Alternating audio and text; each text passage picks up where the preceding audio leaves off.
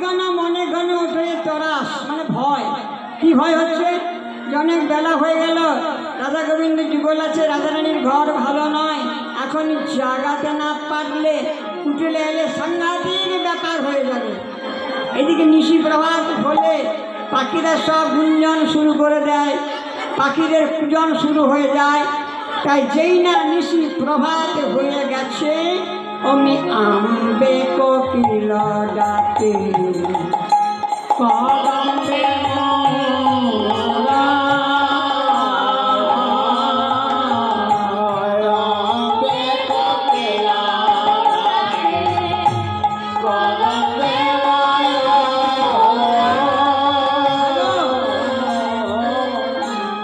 কোকিলের ডাকটি কেমন?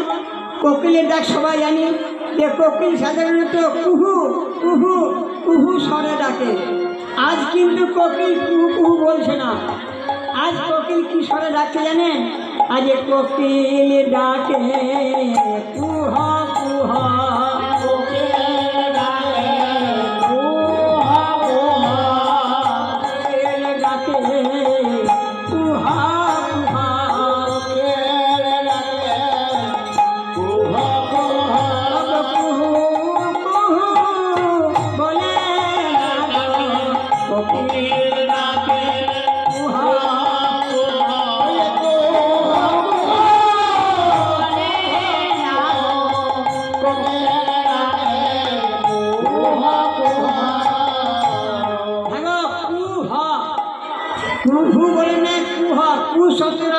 অন্ধকার। কুহ মানে অন্ধকার। তুই আবার হ, কেন চলে গেলি বাবা? তাই কোকিলের এই কুয়ো কুয়ো রব শুনে ময়ূর ডাকছে। ময়ূরের ডাকটি কেমন সবাই জানি আমরা, কেউ কেউ কেউ। আরে ময়ূরের ডাকে কেউ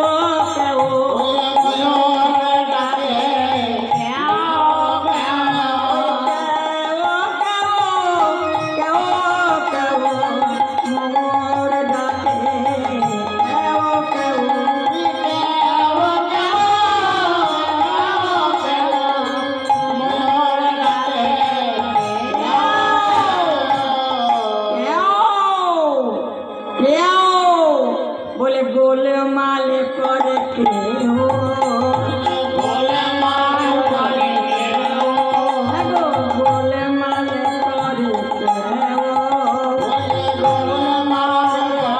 কেউ, আমাদের রাধা গোবিন্দ ঘুমায়ে আছে, গোলমাল করে কেউ, রাধা গোবিন্দ ঘুমায়ে আছে, গোলমাল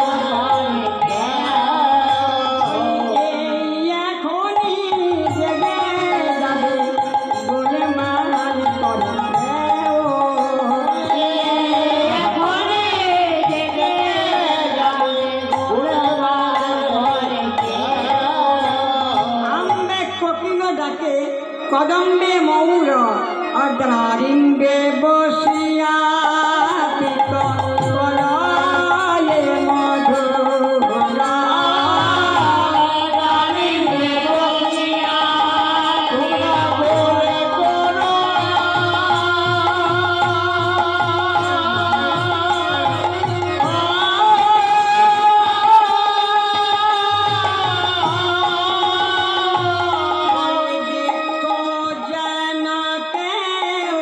বলে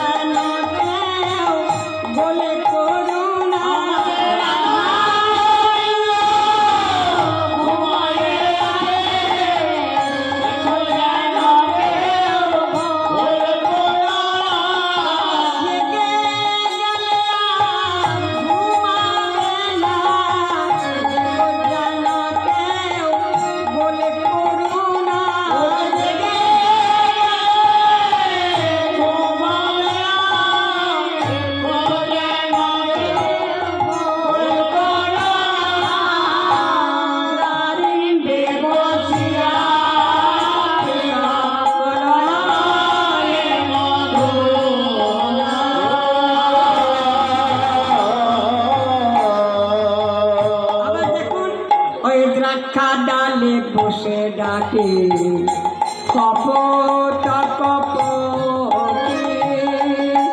ডাকা ডালে বসে ডাকে কপট কপতি ডাকা ডালে বসে ডাকে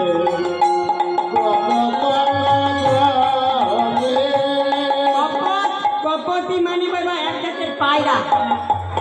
তা পায়রা ডাক আমরা সবাই শুনেছি। পায়রা কিভাবে ডাকে না বকবকম বকবকম বকবকম বকবকম বকবকম বকবকম বকরকটম বকরকটম।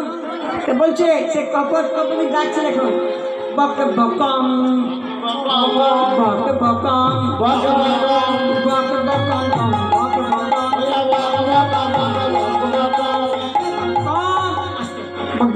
বকবকম বকবকম দয়া করে বকবকম দয়া করে বকবকম দয়া করে বকবকম বকবকম বকবকম বকবকম দয়া করে বকবকম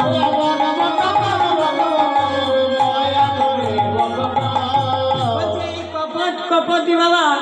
হ্যাঁ এক জাতের পয়রা। এখন একদিন বসো একদিন এরা প্রথমে তো বৃন্দাবন যায় নাই। বৃন্দাবন যাবার আগে একটা ঘটনা ছিল। একটি গাছের ডালে বসে কপতিকে কপট বলছে কপতি তোমার কপতি ক শুধু কপতি মানে কটি পতি আর ক বিসর্গপতি মানে ক তোমার পতিকে ক বিসর্গপতি মানে হচ্ছে ক তোমার পতিকে আর শুধু ক পতি মানে কটি পতি। কপতি বললো আমার দুটি পতি এসেছে। যেই না বলেছে কপতের হয়ে গেল রাত। হ্যাঁ তোমার দুটি পতি তুমি তাহলে উপপতি ভজনা করো হচ্ছে না। উপপতি নয় পরপতি। যার যেমন ভাব তার সেরকম লাভ। কপভেদে পরপতি মানে অপরপতি। আর এখানে কপতি বলতে চাইছে পর শব্দের অর্থ পরম। সেই পরম পতিটা সেই পরপতিকে ভজনা করি। এইরকম কথাবার্তা হচ্ছে হচ্ছে হচ্ছে হচ্ছে হচ্ছে এমন সময় একটা বেদ সে গাছের নিচে দাঁড়িয়ে সেই কপতিকে মারার জন্য লক্ষ্য স্থির করছিল। কপতি বলল কপতকে হ্যাঁ আমার পতি দেবতা একবার নিচের দিকে তাকিয়ে দেখো না। যেই তাকিয়েছে সে কি দেখলো না একটা ব্যাগ তাদেরকে মারার জন্য লক্ষ্য স্থির করছে। বলছে হ্যাঁ কপট পতির কর্তব্য সদা সর্বদা পত্নীকে রক্ষা করা। তাই তুমি যদি আমার পতি হও তাহলে তুমি আমাকে এই সময় রক্ষা করো। কপট বলল আমাকে রক্ষা করতে হবে কেন? ঈশ্বর ডানা দিয়েছেন, চলো আমরা উপরে উড়ে যাব। কপতি বলল উপরে উড়ে যাওয়ার উপায় নাই। একটা সেন পক্ষী ঘুরছে। সেন পক্ষী মানে শিকারি পাখি ঘুরছে। যেই উপরে উড়বো অমনি খপ করে ধরবে। কিন্তু কপট চিন্তা করছে যে আমি নিজেকেই নিজে রক্ষা করতে পারবো না, তারপর কপটকে কি রক্ষা করবো? তখন কপট বললে হ্যাঁ কপতি তুমি যে এখনই বললে যে তোমার আর একটা পতি আছে, তা পতির কর্তব্য যদি পত্নীকে রক্ষা করা হয় তাহলে তাকে বলো দেখি। তখন কপতি বলল সে আমার পতি নয়, সে তোমার পতি নয়, সে জগতের পতি পরম। আমি একা ডাকলে হবে না, এসব দুজনেই ডাকি। তখন দুজন ডাকছে হে গোবিন্দ তুমি গোবিন্দ তুমি যা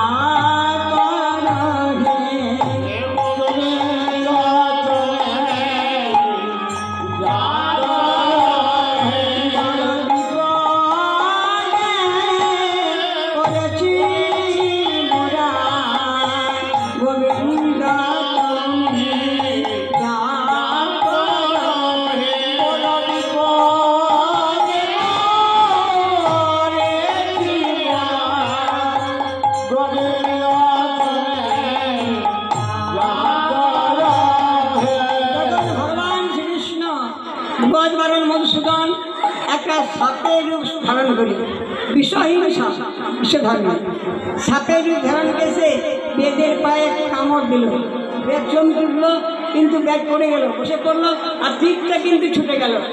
তীরটা ছুটে গেল কোথায় বাবা? সেই লক্ষ্যটা ভ্রষ্ট হয়ে হাতটা কেটে গেল, লক্ষ্যটা ভ্রষ্ট হয়ে দিয়ে দিল সেই সেনপক্ষীকে, অপরের অনিষ্ট করার চিন্তা করছিল। তা সেনপক্ষীকে বিদ্ধ হয়ে মাটিতে পড়ে গেল। তাই কেউ কখনো কারো অজান্তে অপরের অনিষ্ট করার কথা চিন্তা কেউ কোনোদিন করবেন না।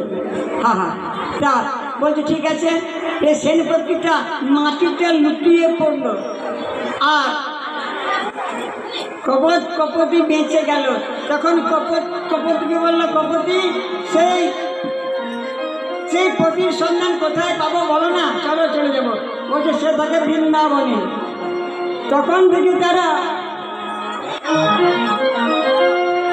বৃন্দাবনে বাস করতে লাগলো। হ্যাঁ গো, কে বলে এরা পশু পাখি, কে বলে এরা পশু পাখি, কে বলে এরা পশু পাখি, কে বলে এরা পশু পাখি, এরাই সূর্যবাসী, কে বলে এরা পশু পাখি, এরাই সূর্যবাসী, কে বলে এরা পশু পাখি। আমরা মানব হয়েও চিনতে পারলাম না, তারা চিনেছে বাবা। পরিবার খুব আসতে আমরা চিনতে পারলাম না, বল চিনতে পারলাম। আমাদের সবসময় সবজি না কিসে একতলা হলে সে দুতলা হয়, দুতলা হলে তিনতলা হয়। ও একটা মোটরসাইকেল কিনেছে, আমি একটা 4 চাকা কিনবো। আচ্ছা, খুব আস্তে আস্তে, খুব দামি কথা, খুব জ্ঞানের কথা আমি কিন্তু আপনাদের বলছি, একটা মন দিয়ে শুনবেন, সত্যকে মিথ্যা আমাকে বলবেন, হ্যাঁ সত্য না মিথ্যা। আসল কি টাকা পয়সা, গাড়ি বাড়ি, সোনা মণি মুক্তায় কি আসল সুখ আছে? কোনোদিন নাই বাবা। এগুলো থাকবে, এগুলো থাকবে, এগুলো কি থাকবে না? থাকবে, তবে ওই নদীর উপর জলের নৌকা ভাসার মতো থাকবে।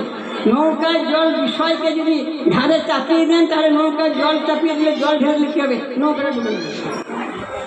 তা আমি বলছি শুনুন, আসল সুখ আসল দুঃখ কয়টা জানেন? আসল দুঃখ হচ্ছে 6টা, আর আসল সুখ হচ্ছে 6টা। আগে দুঃখটা বলবো না আগে সুখটা বলবো? আগে দুঃখটা বলি, আগে দুঃখের কথাটা বলি, তারপর সুখ বলি। 6টা দুঃখ কি জানেন? উর্ষা ঘর বাঁজা গায়, ফল পড়শি দুষ্টু ভাই, স্ত্রী মুখরা পুত্র মূর্খ, এই 6 মহাদুঃখ।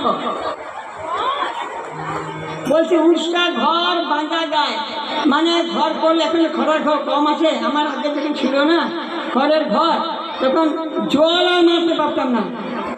যখন আমার মানে নাতিরা যেত, আমার নাতি মানে ফাইনাল নাতি নয়, সেমি ফাইনাল নাতি, তার মানে মেয়ের ছেলে, দিয়ে দাদু মেঘ করেছে, তো থালা দেখেছি তো, থালা ঘটি বাটি দেখি, থালা ঘটি বাটি মানে থালা ঘটি বাটি নিয়ে জানতো কোন কোন জায়গায় জল পড়ে, সেই জায়গায় থালা ঘটি বাটি পারতো, টুং টাং শব্দ হতো, এবার খুব মজা লাগতো। আর যা আছে দাদুর হচ্ছে, তার দাদুর হোক, খুব মজা লাগতো রে। তো এটা হচ্ছে উৎসাহ ঘর।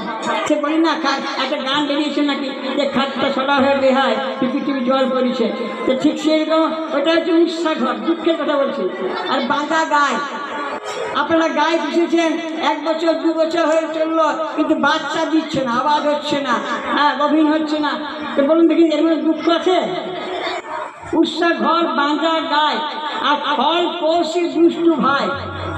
ফল পড়শি মানে পাড়া প্রতিবেশী যদি খলবিদ্যা হয়, তাহলে আপনার ঘরের দরজায় তো নোংরা ফেলে দেবে, পায়ে পা লাগিয়ে ঝগড়া করতে আসবে, এই খুব দুঃখ বাবা। টাকা পয়সা না থাকলে এত দুঃখ নাই, মারবার চাকবার কোনো মতো জুটিয়ে খেতে পারবে ভগবান।